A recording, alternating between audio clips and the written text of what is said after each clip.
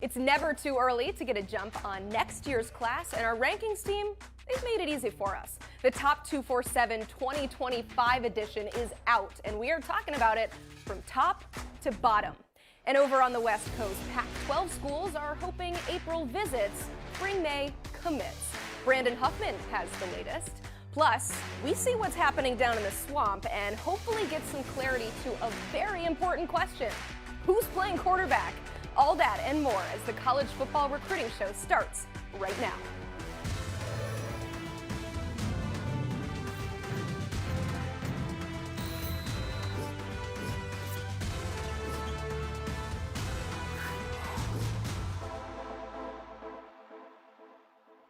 Alongside Blair Angulo, I'm Emily Proud. Please submit those questions in the chat. I see a lot of alligator emojis in the chat right now. People excited to talk Florida with us. Only way you can be a part of it, though, is by subscribing to the 24/7 Sports YouTube channel. Also, hit that like button so we know you're watching. You go ahead and smash it. We're going to smash these headlines. The #1 player in the 2025 class is still on top.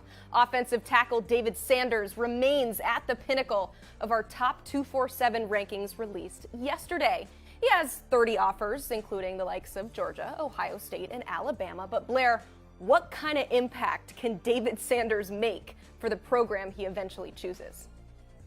A monumental one. We don't typically project offensive linemen to have an early impact at the college level, given how much they have to gain physically to be ready to compete against those upperclassmen. But Deion Sanders has elite traits, and you should factor him into the mix early on, no matter where he ends up. More from the new Top 247 of 2025 with Andrew Ivins just a few minutes away. South Carolina, though, hit the trifecta of commitments yesterday. First, 3-star teammates out of Maryland, offensive tackle Mike Williams and corner Braden Lee. Also adding to the arsenal was 4-star in-state safety Kelvin Hunter. What does yesterday's haul say about the success Shane Beamer is having on the trail as of late? Well, I don't know, Emily, if we're going with Beamer Fever or Shane Train, whatever we want to call it. The Gamecocks are on a roll. It's a great momentum boost for a program coming off of a season in which it showed tremendous strides. So we often talk about capitalizing on that on-field progress, and that's exactly what South Carolina has been doing. I like it. Somebody might in Oxford, Mississippi might have something to say about Shane Train, but I like the juices are flowing. We're starting it now. We also have a top 8 for 4-star linebacker Braden Platt. 8 is far too many for me to name, but Blair, where is the #2 player in the state of Washington currently leaning? UCLA, Michigan, Oregon, Notre Dame, Oklahoma, they all appear to be in a really good spot here for Braden Platt. But it is telling that the Bruins are the only school he has officially visited, or in terms of locking in that visit, he is set to go out there in May. So look out for the Bruins early on, although we're anticipating that Braden Platt will take all of his visits. Might as well. Okay, that's a taste. Brandon Huffman gives us the whole West Coast meal a little bit later on in the show. One more bit of news, though. Another win for Minnesota as 4-star safety Coy Parrish chose the Golden Gophers yesterday. PJ Fleck now boasts the #12 class in the country with 11 commits already. Blair, what do we need to know about the most recent addition? Coy Parrish is explosive and competitive. That's what head coach Scott Arnston told Ryan Burns of our Gopher Illustrated site on the 24/7 Sports Network. Coy is a 4-star prospect in state with a ton of range and experience. Very difficult for a freshman to start on varsity, but Coy did that a couple years ago, and he has the tools to be a valuable member for the Gophers in this class. All right, we mentioned the initial top 247 rankings for the class of 2025 was released just yesterday. So let's bring in our director of scouting, Andrew Ivins, to talk all about it today. Andrew, where else do we start except at the top? Deion Sanders out of Providence Day School in Charlotte, currently holding that #1 spot. What about his play propels him to that top spot? Emily, Blair said the word earlier, traits, right? This is a kid with 36-inch arms, a 6'8" wingspan, and a broad jump over 110 inches. Those are all elite markers for the offensive tackle position. And Sanders, we awarded him kind of a battlefield 5th star last month after we saw him at the Under Armour camp outside of Atlanta. We loved his footwork and just how he moved around, right? He's a super lean guy. I think a lot of people are concerned about his weight. You know, he's about 6'5", 250 pounds. But our player comparison early on for Sanders is Charles Cross, the former Mississippi State offensive lineman who was selected in the first round by the Seattle Seahawks, had an excellent rookie season. And I went back and looked, Charles Cross, winner after his senior season of high school, he was only 275 pounds. So we're not concerned right now about David Sanders and his weight. We like the traits. We like the length. And what also we like is he just posted a personal best 53.5-inch shot put throw. That's the top marker for any 10th grader in the state of North Carolina. So again, he's explosive, he's long, he's got good footwork, he gets snaps on both sides of the ball. We love him, obviously. That's not why he's number one, and that's why he was our first 5-star. So we decided to keep him at the top. The best blocker in this class, and will maybe be blocking for a top-rated quarterback. Let's talk about quarterbacks. Andrew, Bryce Underwood out of Michigan, George McIntyre out of Tennessee, and Hassan Longstreet out of California are the top 3 quarterbacks in this 2025 class early on. And it's been discussed how the 2024 cycle is a down year at the position compared to what we saw in 2023. But how does 2025 compare at the quarterback position compared to these other cycles?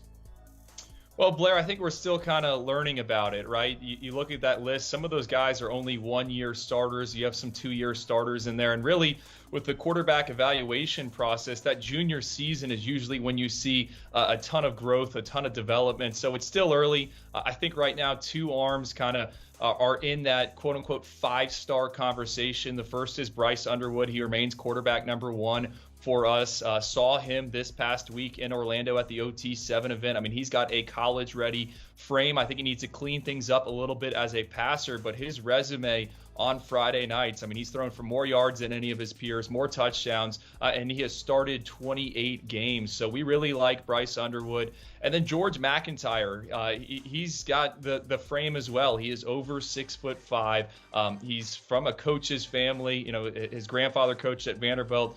His uncle is the head coach at Florida International. And then on top of that, he's a really talented basketball player. Led his team to its first ever state title on the hardwood. And he's got some Division I hoops offers. And we're talking about big schools that make the tournament and the dance. So I had a chance to see him this past summer. Had no idea who he was when he was throwing at this camp, but I pulled him aside. And next thing you know, fast forward, 9-10 months, and he's turned into a coveted target. So we like those 2. And then I think I have my eye personally on some guys kind of in that 100 range. KJ Lacey out of Saraland High School in Alabama. He's on the smaller side. Think kind of like Bryce Young measurables, but man, he can spin it. So we'll know more about this class as we get through spring football, which is starting in certain states here in a few weeks, and then we're going to have all summer. And then again, those junior seasons are so important, the live reps.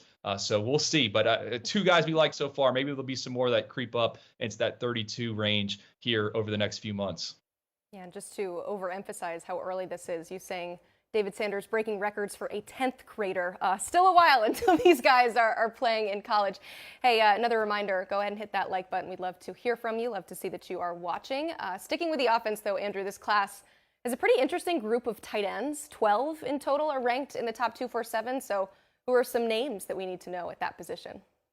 I said it on the 24/7 Sports Football Recruiting Podcast yesterday. I think I'm a tight ends guy. I love the position. I love scouting this position. And you'll see 3 names up there I want to talk about. Elias Williams, just committed to the University of Georgia. If you're looking for the next Darnell Washington, it's probably him. Now, he's not a 6th offensive lineman just yet like Darnell Washington. He's still kind of an entry-level blocker, but he is huge. He is 6'6", pushing 6'7". He's got big mitts, and he can win those contested catches. So he is headed to Athens. They're going to fight to hold on to him, but I think he could be another Darnell Washington. We have him ranked as our number 1 tight end right now. Was originally ranked as a edge rusher, but it sounds like he's going to catch passes, and for good reason. Also a really, really talented basketball player. You put on the huddle, half of it's him throwing down dunks on the hardwood. The second guy I want to bring up is Devon Mitchell. This is a kid that started his prep career off in Texas. Now he's in Los Angeles. He's going to be at Los Alamitos High School, when I watch his tape, I just love his spatial awareness. I think he's a natural pass catcher of the football, and he's got a thicker frame. He can block. He can chip bigger edge players that are going to try to get after the quarterback. So he's one of the more complete tight ends so far.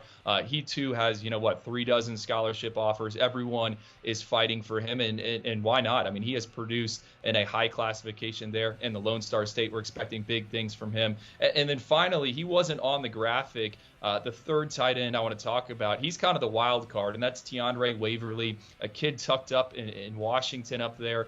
He is a 10-8 individual in the 100-meter dash, and for someone that's 225 pounds, that is extremely rare. How rare? If you look at what we call the mid-skill positions, so linebackers, tight ends, over the past decade in the SEC, if you took all the signees, a 10-8 would rank in the top 5%. So Teandre Waverly is a freak athlete. Could maybe end up rushing the quarterback on Saturdays.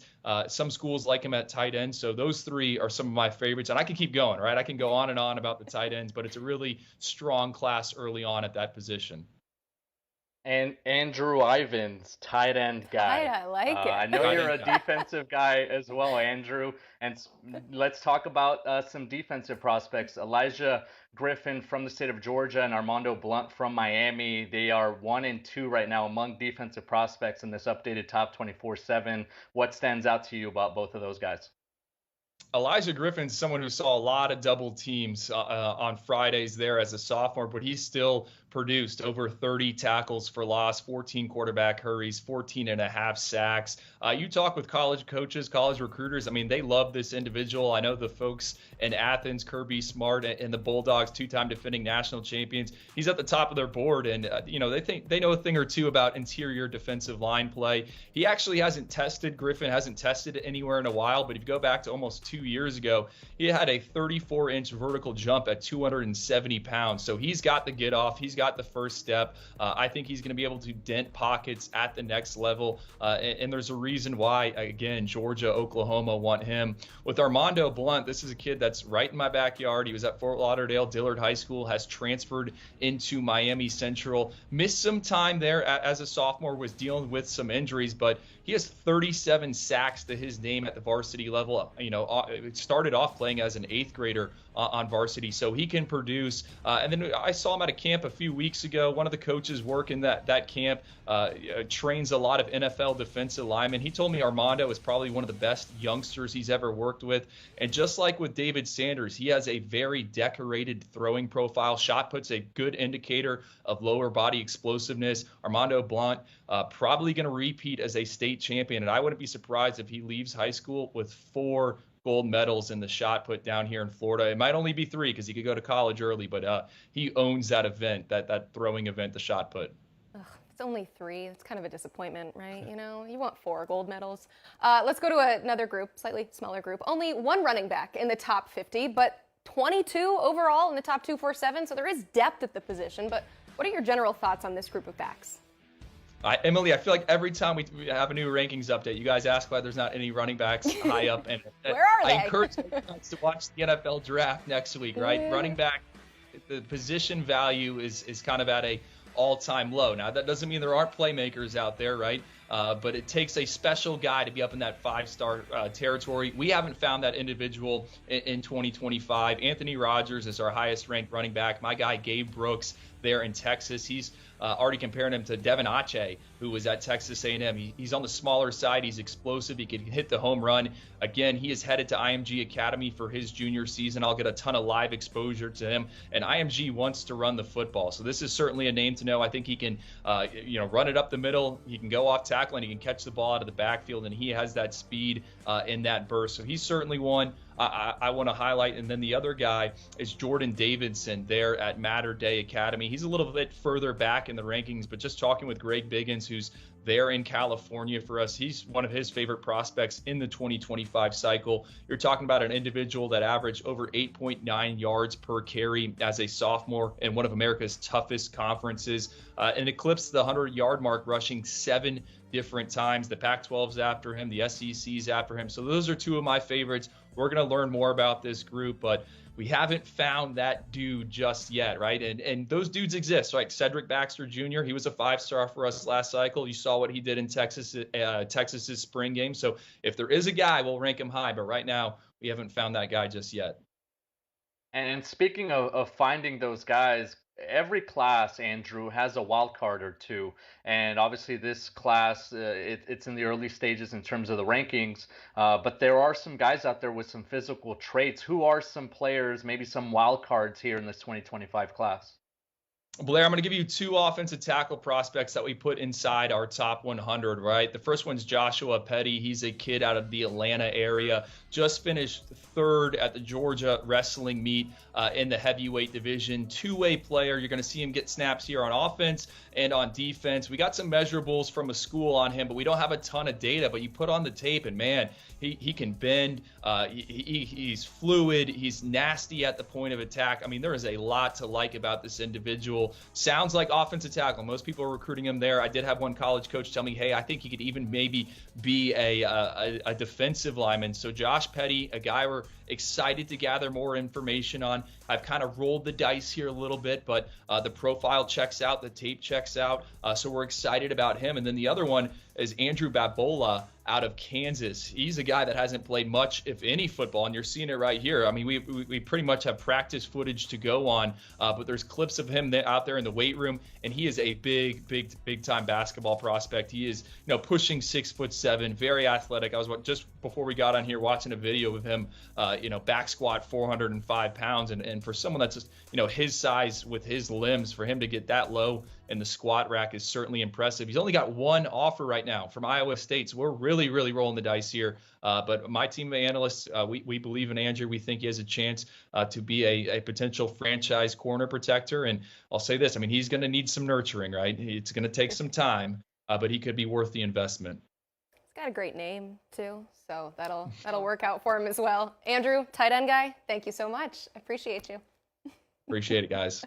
A lot of work goes into putting this together. You can check out the full Top 247 on 247sports.com. There's also tons of analysis and info about these prospects and many more prospects. Also, if you want to get the best info and the most exclusive info, highly recommend signing up for a membership today.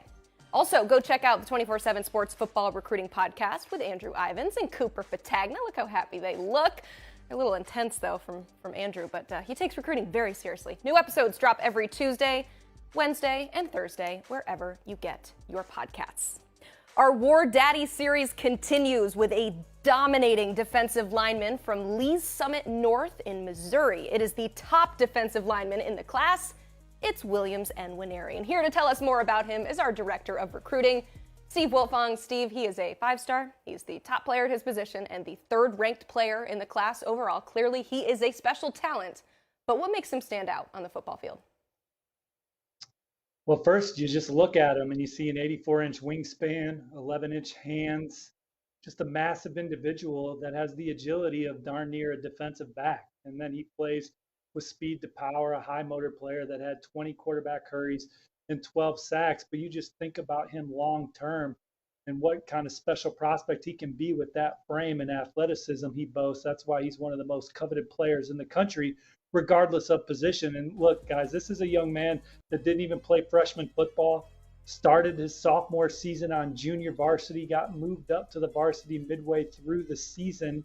We'll have a good story on that tomorrow on 247 Sports, but he just kept his head down in the weight room, worked hard, and when his number was called, with each passing game, he got the confidence the confidence came with it, and eventually became a budding star. And in less than 2 years, his rise is something like I haven't seen before in a prospect. Now he's, again, like I said, one of the top prospects in the country. Yeah, and now on to his recruitment, Steve. More than 30 scholarship offers, Georgia, Tennessee, Oklahoma, just some of the schools pursuing his signature. What's next for the number 1 rated defensive lineman in this class? Well, he's at Colorado this weekend. The Buffaloes are going to try and make a move there and catch up to some schools that I consider front runners right now. The school that I think is in pole position right now goes against the 247 Sports crystal ball. I think the Tennessee Vols are the team to beat right now for Williams Nwaneri as he goes into his next round of visits. He's been to Knoxville twice and told me yesterday I feel like when I'm on campus, everything clicks. He also sees himself going, says he can see himself going there and being really successful. His high school coach played with Josh Heupel at Oklahoma, so there's some really good relationships between Tennessee and Lee Summit North where he plays. I definitely think Oklahoma is a major contender and one of the front runners and can easily land him as well. He's been to Norman and Missouri as much as any two programs.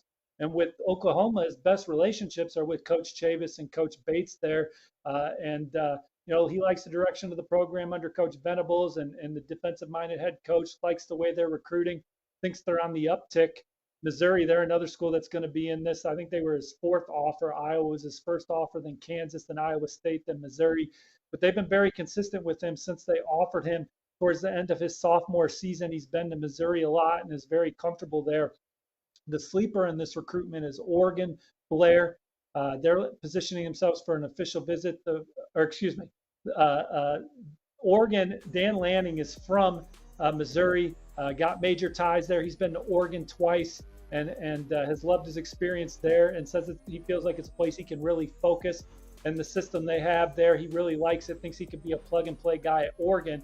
And then my thoughts were getting tangled up there because I wanted to talk about Georgia next. They're the fifth school, in my opinion, that's in the mix, and they've positioned themselves for an official visit the first weekend of June. He had a great spring visit there.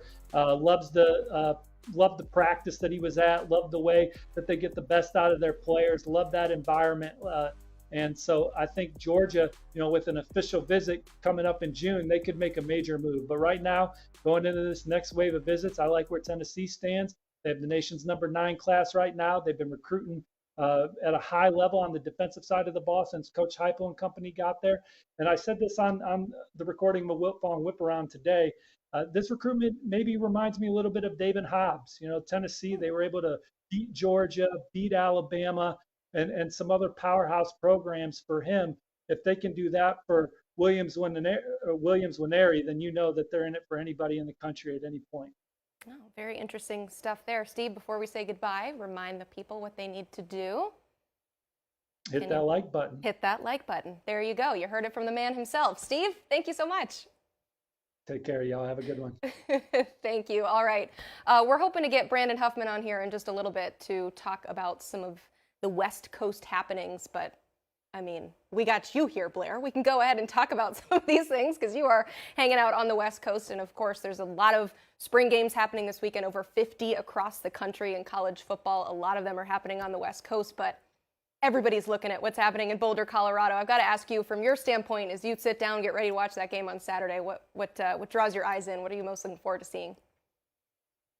I think I need to see the type of talent that Colorado has now added, right? They have made so much noise on the recruiting front with the transfer portal and obviously with Deion Sanders making headlines with whatever he says, right? He's been opening his mouth and essentially drawing a lot of talent to Boulder, but now we need to see it. And I think recruits need to see it. Recruits need to see what the Buffs are building, what that momentum is looking like, and maybe also it's an opportunity for Colorado to continue to sell itself as a program and to continue to sell opportunity. Deion Sanders jokes all he wants about bringing his Louis luggage and about knowing where recruits can find him. Well, I think they're going to be tuning in now, especially the ones that aren't able to make it to Boulder for this visit this weekend, and check out, okay, maybe they do need a receiver, maybe they do need a quarterback that can kind of take them to the next level as a program. Those are all things that I think really help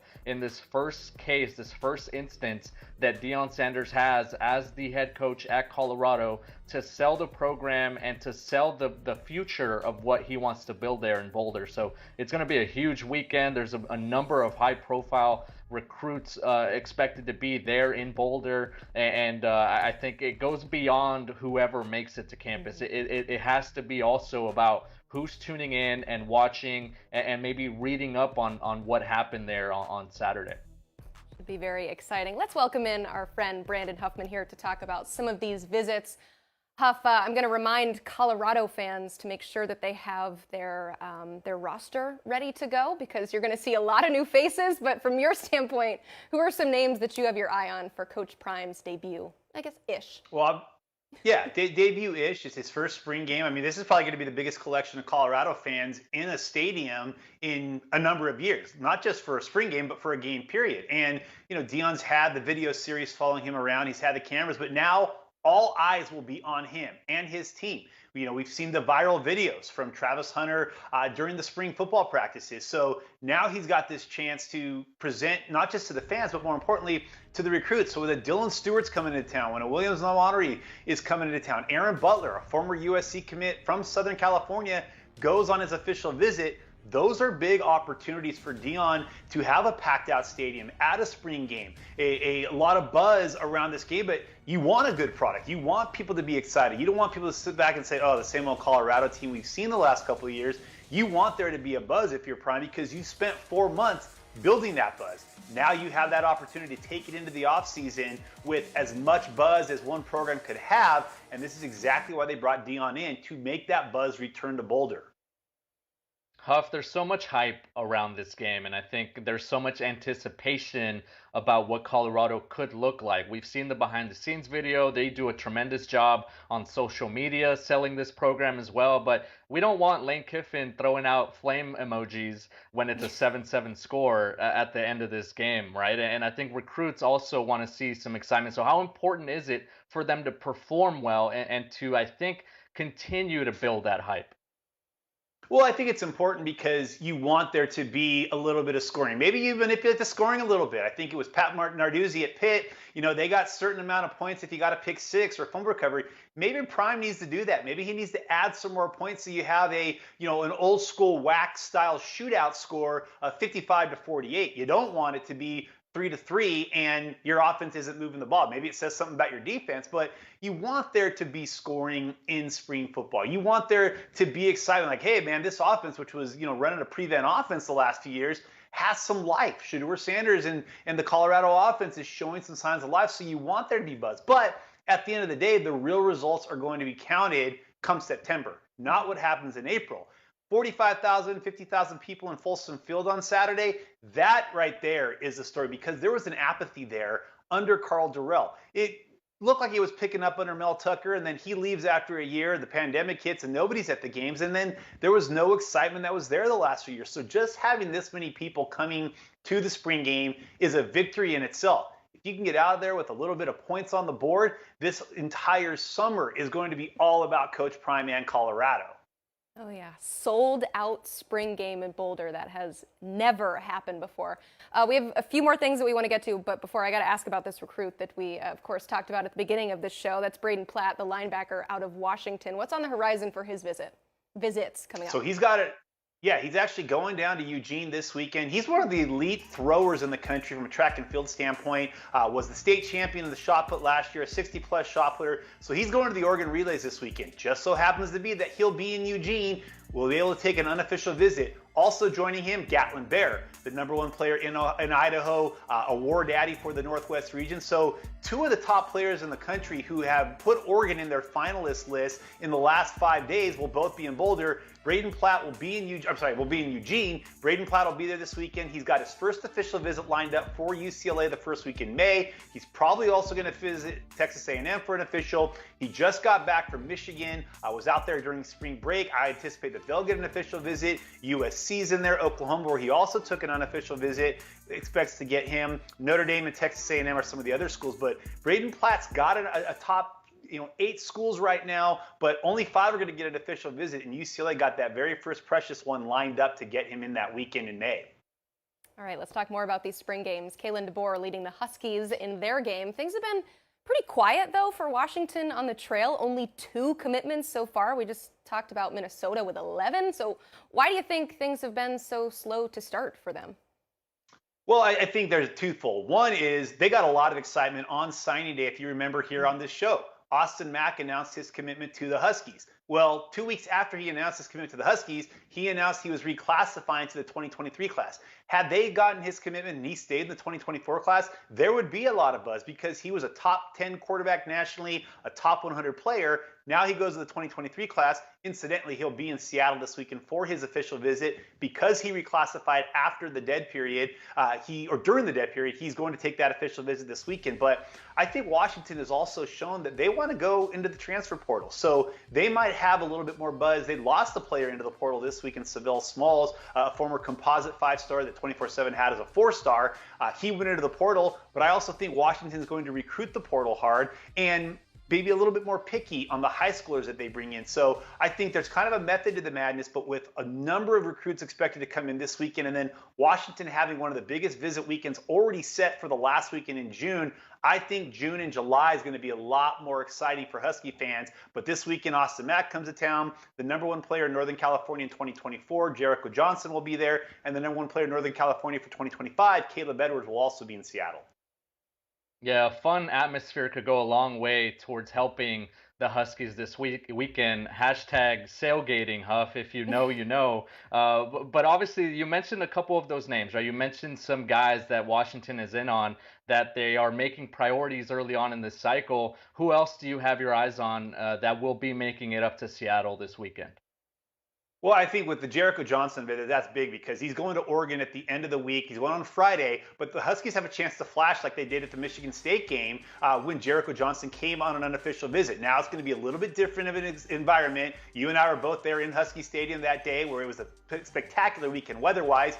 He just got back from Georgia and Miami, two schools that, like to sell the glitz and glamour. One's got the 2 national championships most recently. The other, Miami, is all about flash and dash. Now he comes to Washington after going to Oregon. So the Huskies are going to continue to prioritize him. They were one of the first big offers. I think they were his first Power 5 offer way back in June. Since then, he's blown up as a recruit. The Huskies will get him back on campus this weekend. That's significant. Caleb Edwards, who they also offered last summer, he's going to be there. Then they got a couple local kids. EJ Kaminong, who's their commit in the 2024 class out of Garfield High School. Kyan McDonald, a 4-star safety out of O'Dea High School in Seattle, will also be there. And then more importantly, in the 2025 class from Southern California, the number 2 and the number 3 player in the Southland, Darius Dixon out of Mater Dei, Dejon Lee out of Mission Viejo, both top 50 players nationally. They too will be on campus this weekend for the Huskies. So an opportunity for the Huskies to impress 2 of the best players in Northern California and then 2 of the best players in Southern California in the 2025 class. This is what Washington is really targeted under Kalen DeVore and really with Courtney Morgan as the director of player personnel, really making an emphasis in the state of California, and they'll have that chance this weekend. All right, Huff, we got one more question for you, but before I get there, I just noticed we are 8 likes away from 50, so go ahead and hit that like button. Would love to reach that milestone during the show. Also, I like this interview. If I could hit, I've already hit the like button. If I could hit it again, I would. But let's finish here with Oregon State. It's a team that we don't talk about a whole lot, but it's a big weekend in Corvallis. Got a spring game and junior day, 2 birds, 1 stone, coming off one of their best cycles ever back in 2023. So what have you noticed just about the excitement among recruits that are heading up to Oregon State? Jonathan Smith's kind of made a living on getting recruits like Jonathan Smith, guys that were a little bit off the grid, under the radar, and then just doing a great job developing them while they're in Corvallis. Well, now, coming off landing Aiden Childs in 2023, the buzz of getting DJ Uyunglele to come in as a transfer, there's a lot of just excitement around the Oregon State program coming off a 10-win season. Yes, they're still overshadowed in state by Oregon, who they beat last year. Yes, they're still overshadowed in the Pac-12 North by Washington, who they lost in heartbreaking fashion down the stretch. But there's a lot of buzz at Oregon State. So you look at their visit weekend, there is a reason to be excited. You've got 2 of the top 3 players in 2025 in Washington, a place and a state where Jonathan Smith has done a great job recruiting since he got there. Given his time as the Washington offensive coordinator, Tiandre Waverly, who's a top 30 player nationally, the number 2 athlete in the country, Jonathan Epperson, who's the number 1 player in the state composite-wise, a top 10 athlete, a top 247 member himself. You've got Ansu Sano, who's probably the top in-state target in 2026 for Oregon State, and then Baron Ione, who started on both sides of the ball for Westland Oregon High School, the state champions at the 6A division. He's a 2-way standout, the number 2 player in the state. So they're getting some key in-state players to come. They're getting some key players from Washington to come. They're getting players from Texas to come up. Guys from California like Tyrone Jackson out of Archbishop Reardon in San Francisco. Jonathan Smith, the secret is out, folks. The guy can coach, and now he's shown that he can recruit too. I love it. Can no longer be in the shadows anymore, Beavers. People are coming after you. Huff, thank you. Thanks, guys. All right, we're going to take a brief pause from all of this analysis and answer some of your viewer questions because you've been sending them in fast and furious. So, Blair, I'm going to start here with one from, let's do JT5, asking, how do you think the class of 2025 quarterbacks out west compared to 2024? Well, I think it's early, but it looks very comparable to what we've seen in 2024, at least at the top. We had Greg Biggins on to talk about it a couple weeks ago when we made it out to the Elite 11 Regional in Los Angeles, and he did point out that the 2025 class, even some 2026 quarterbacks, were a bit more standoutish than what we saw out of this 2024 cycle. But I think you have to start with Hussein Longstreet, who we talked about with Andrew Ivins early on, the Corona Centennial quarterback, really dynamic, has a rocket of an arm. Achilles Smith Jr. from the San Diego area, the son of Achilles Smith, former NFL quarterback, is also in this 2025 cycle. Beckham Kritza, originally from the state of Colorado, was in California last year. Sounds like he will be playing his junior season in Miami, at Miami Central this coming year. Has since transferred, but we can still claim him out west. Emily, don't worry about that. Beckham, you're still a West Coaster by heart. I know that. And then TJ Lateef from Orange Lutheran. We talk a lot about Trinity League quarterbacks, Mater Dei, Bosco, Servite, Santa Margarita. Olu has a really dynamic quarterback in TJ Lateef, who I think will see his stock skyrocket this spring. It's going to be really interesting to see. No Dylan Raiola in this class. I don't think we've reached that point yet, but a lot of really exciting talent. And most of these questions that you get are all about comparisons. And I usually hate that, but that's a big part of the recruiting game. And it's also tough to compare. Again, we talked about this at the beginning of the show. 10th graders versus guys that are getting ready to graduate from high school and enter college. Very, very different comparisons there. We got a question here from G-Man. If Raiola heads to Georgia, do you think Nebraska can still finish with a top 15 or 20 class in 24? Well, it would require, I think, significant steps forward on the field, right? I think Matt Rule and that whole staff have done a really good job of selling his vision and in a way laying the groundwork for what this program can be when he is there. Once Lincoln is now a destination for recruits, and I think he needs to take the step forward on the field, have some results, maybe win a big game here or there that maybe they weren't expected to win, and look really competitive in doing so. We've seen what it's done for a place like Texas, right? And what Steve Sarkisian has done there. Maybe they haven't won those big games. You think back at that Alabama loss in Austin last season, but all the recruits that were there saw the potential of this program and what they can do. And I think that's exactly what Nebraska needs to do. They need to take that step forward on the field, show that they're turning things around, maybe not be an 8 or 9 win team right away, but kind of follow that similar blueprint that we've seen from Josh Heupel, we've seen from Steve Sarkisian, and even a Shane Beamer, who we talked about earlier on. Yeah, Matt Rule has the proof of concept. He's been able to come into programs and revitalize them, but now they need a little bit more at Nebraska. Still hasn't coached a game for them yet outside of spring game, so definitely need to prove that to recruits as well. Andrew M. is asking, any feeling for when Elijah Brown may commit?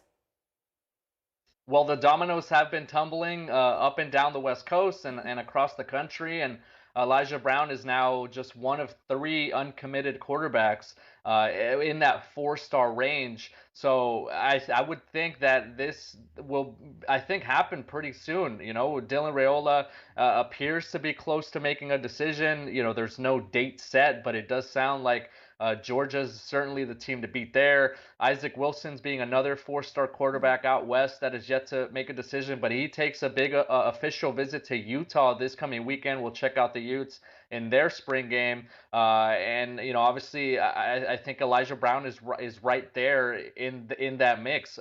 Once those 2 maybe make their decision, maybe we see other schools jump into the picture or start to aggressively pursue Elijah Brown a little harder. And it's funny because he deals with the recruiting process a lot differently than the typical recruit and the typical quarterback. He's very, very lax. He's a bit more about letting the process come to him and letting things unfold. He's not as aggressive with taking visits or going to this place or going to that place. He's been very methodical about what he does. So if I were to gauge it, I would think that Elijah Brown is maybe eyeing a late summer decision heading into his senior season. But even if it trickles into the season, I wouldn't really count on him being on the board for much longer than maybe the end of September. Man, I got to imagine the heat is being turned up on some of those quarterbacks right now that haven't committed yet when you're just one of a few.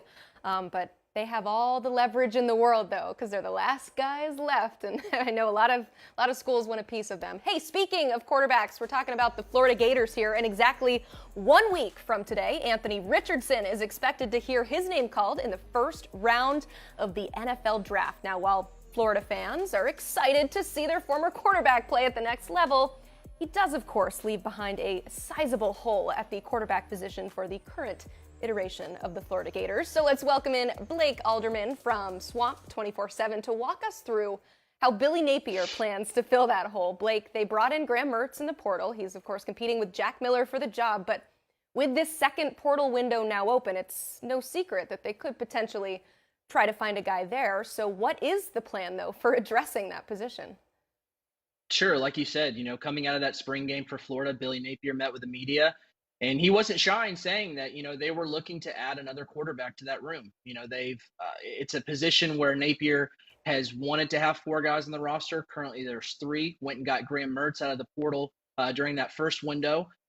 So at this point, as far as guys in the portal, there hasn't really been any names, but I think that Florida could go a completely different route here. There's still some things maybe to play out, but they have a 2025 commit in Austin Simmons, a 4-star quarterback, top 100 guy, right there out of Pahokee High School. This is a guy that is already completed his core high school credit classes. He's essentially done with high school, already taking classes at Miami-Dade College there at the college level. Already has, I think, somewhere 12, 15 credits at that level there. So this is a guy that if he wanted to, he could graduate high school early, move up from the 2025 class to the 2023 class, which is, correct me if I'm wrong, pretty unprecedented. That's not a position that I've seen guys, move up 2 years there. So, that's a guy that, could come in there, forego his last 2 years of high school football, could come in there and start getting that development at the college level, work under Billy Napier a little earlier, and also kind of helps Florida in the sense of, the Jaden Rashada deal fell through there for Florida. And here you go. You can trade that in with another 4-star guy out of the 2025 class reclassified. So I think that's one route they could go. Certainly there's another way they could go there if they are some portal names there that they look around and look into. I think that they are exploring every avenue between Simmons reclassification, who hasn't really made a decision on what he will do there. So that could go a lot of different ways. Or there's maybe a name that has already been in the portal previously through that early window, if they find through there, doing their research, or if there's any names that shake out there in the second window. So still a ways to go there. But I as far as what Napier was saying there in that spring, after the spring game there, that they're looking for another arm. Yeah, the quarterback position really intriguing there in Gainesville, and even with DJ Lagway already in the fold in 24. Blake, the Florida coaching staff underwent some changes earlier this offseason. How have the new coaches impacted recruiting here in this 2024 cycle? Florida lost Kerry Colbert as their wide receiver coach. They lost William Piegler as their tight ends coach, and then Patrick Toney, who was their defensive coordinator, also helped with safeties. Those guys all moved on to the NFL. So they've replaced wide receiver with Billy Gonzalez, who I think, is a great developer, has a long track of developing guys in general and at Florida. This is his 3rd time there. Austin Armstrong, who's the new defensive coordinator there, who spent all of 10 minutes at Bama after he left, his former spot, was the outside linebackers coach there at Alabama. So now he's at Florida, 29 years old, kind of a younger guy, juice on the trail. He brings that to his team. And then obviously Russ Callaway, their tight ends coach, who's been promoted, from within the program as their tight ends coach. I think it's probably still a little too early to really judge where guys like Russ Callaway or Billy Gonzalez are at now. But, I think with Armstrong, you've seen his impact, pretty early. Xavier Filsaime, the 5-star safety there out of Texas, he was the guy that Austin Armstrong, along with Corey Raymond, were involved with recruiting. He's already in the fold. You got him to commit during the spring game. So that's a guy that, had his former position coach and recruiter in Patrick Toney, who left and moved on. There's a vacant role. You're kind of waiting to see where things happen there. You hire another guy in there, gets him on campus there in March. They get a chance to spend time around each other, 2-day stay there. Florida started to really trend there, got him to pop at the spring game. So I think Armstrong is the name where you see the quickest impact so far. We'll see where things are at with Gonzalez and with Russ Callaway. But as of now, I think Armstrong is the one that really jumps out to me as making that quickest impact and, kind of has a little bit more juice on his name. All right, we talked recruiters. Let's talk recruits. The Sunshine State, of course, always produces that big talent. But the Gators, their top 2 recruits are actually from the state of Texas. There's Filsaime, as you mentioned, and DJ Lagway. So how do you evaluate Napier's use of the Lone Star State in recruiting beyond maybe just this 24 class? I think it's something that you'll see them try to make in part of their footprint. There's a guy, Joe Hamilton, that is in their off-field staff in the recruiting department, has a lot of ties in the state of Texas. So I think that's where you've kind of seen that catalyst in that 24 cycle that has paid off for them. Lagway, Filsaime, like you mentioned, there's plenty of other guys there in the state of Texas that they're recruiting. I don't expect them to stop there. Colin Simmons, the 5-star edge out of there in the state of Texas. Michael Uini, who's out there as an offensive tackle in the state of Texas. He has an official visit already set up with Florida for the summer. Dalen Evans, a 4-star top 100 defensive end edge kind of guy there that's committed to Texas A&M, took a 3-day visit to Florida early this spring. Immediately looking to set up an official visit sometime there in June. I think Florida is looking like a threat there for a flip at this point. We'll see how things shake out there, but there's certainly very much in that play for him. Bennett Warren is an offensive tackle that's been talking with Florida for quite a while. They're working on an official visit there. So there are several names in the state of Texas. And I think that there's a little bit of give and take here. I think that in general, the 24 class, the state of Florida, you're going to find talent. That's an every year thing. I don't know that there's really as deep of talent in the state this year that you've seen in previous classes.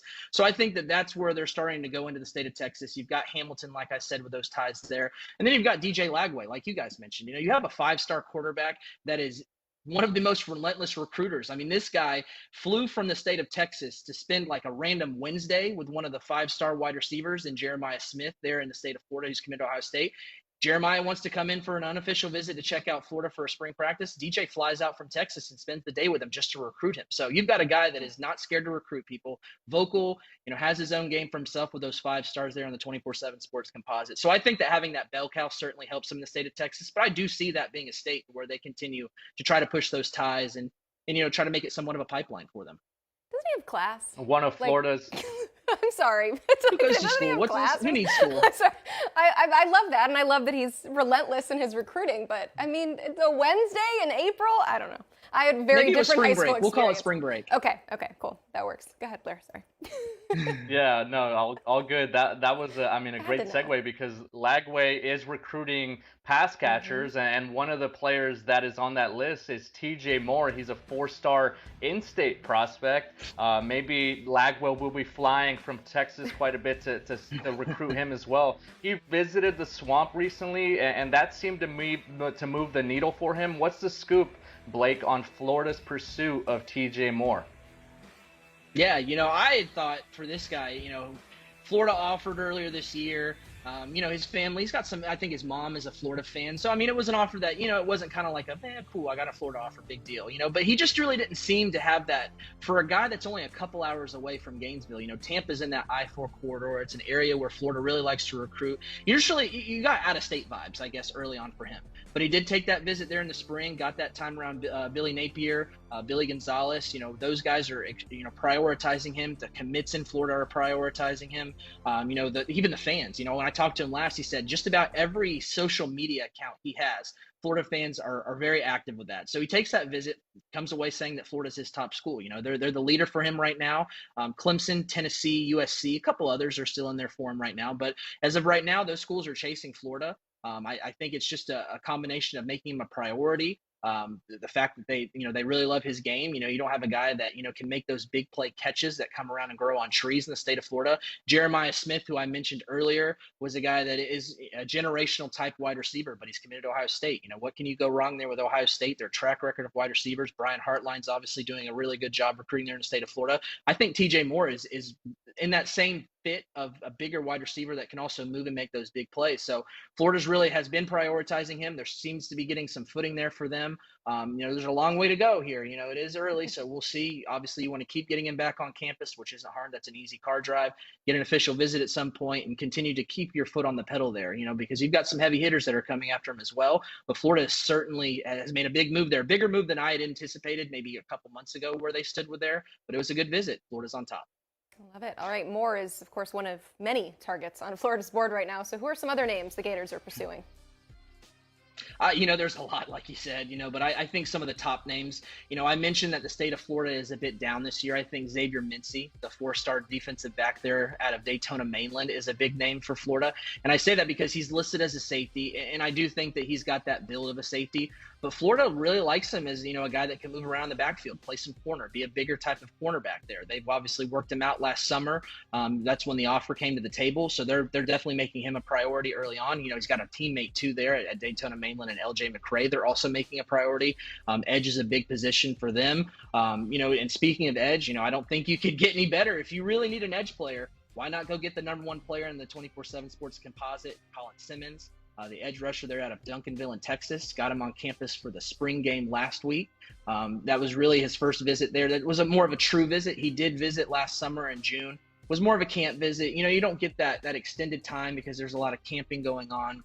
So he got his first feel there, and I was at the game covering it from the sidelines. DJ Lagway and Xavier Fields-Amay, who is also committed to Florida and committed that day, they were sitting on each side of him. They literally were around him the entire day, took pictures, spent time at the game, really trying to push those Texas ties on him. So Steve Wiltfong actually spoke with Colin's mom earlier this spring, and they mentioned maybe coming back to Florida there in late June. So I think that's a chance to Florida get him back on campus, see if they can continue to get some more footing in there. I don't know that I'm really ringing the bell for Florida there yet. I think some schools like LSU, the in-state schools in Texas, those are some schools that are really long-standing, have got them on campus a lot.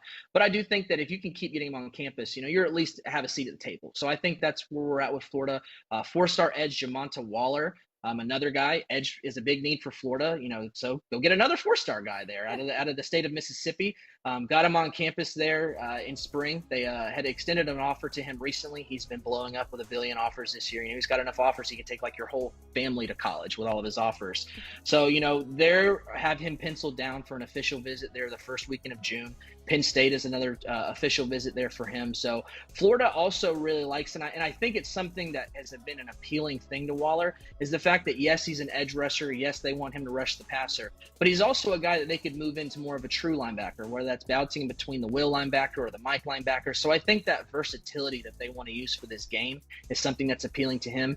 They had a really good visit with him in the spring, like I said. They've got one of his close friends out of the state of Mississippi, Kanan Daniels, who's already committed there at the running back position. They actually both took that visit together and earlier this spring whenever Kanan got the offer from Florida. Now he's in Florida's class. It can't hurt to have somebody there in your state that you are familiar with that can be in your ear. So that's another guy that Florida really likes too. And again, I'm kind of going off of the top targets at the biggest positions of need. Tight end is another one. Florida didn't land one in that last cycle in 2023. Walter Matthews is a name that they've really seemed to key on early on there out of the state of Georgia. And this was a guy that had been saying long that Florida is the school that's been recruiting him the hardest. And that was dating back to when William Peagler was still on staff there at Florida as their tight ends coach. Russ Callaway, who's come in there really as the replacement, he has not missed a beat. He's picked up, continued to recruit this guy hard.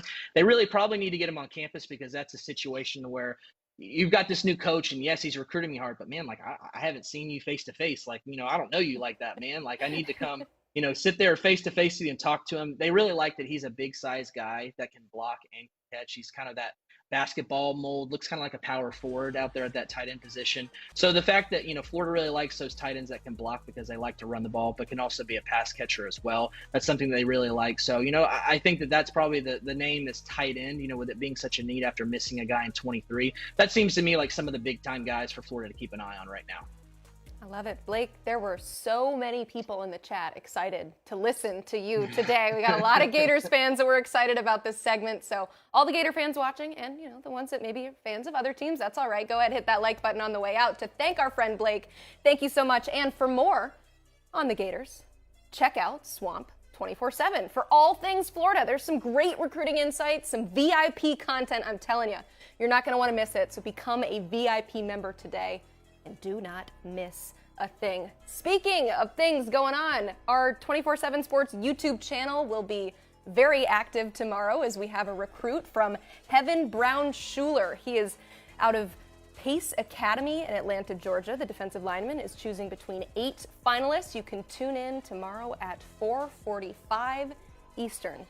I'll do it one more time before I say goodbye. Go ahead, hit that like button. Just do it. It'll make us feel very happy, and it'll send us off into the weekend with a smile on our face. For Blair Angulo, I'm Emily Proud, and this is the College Football Recruiting Show.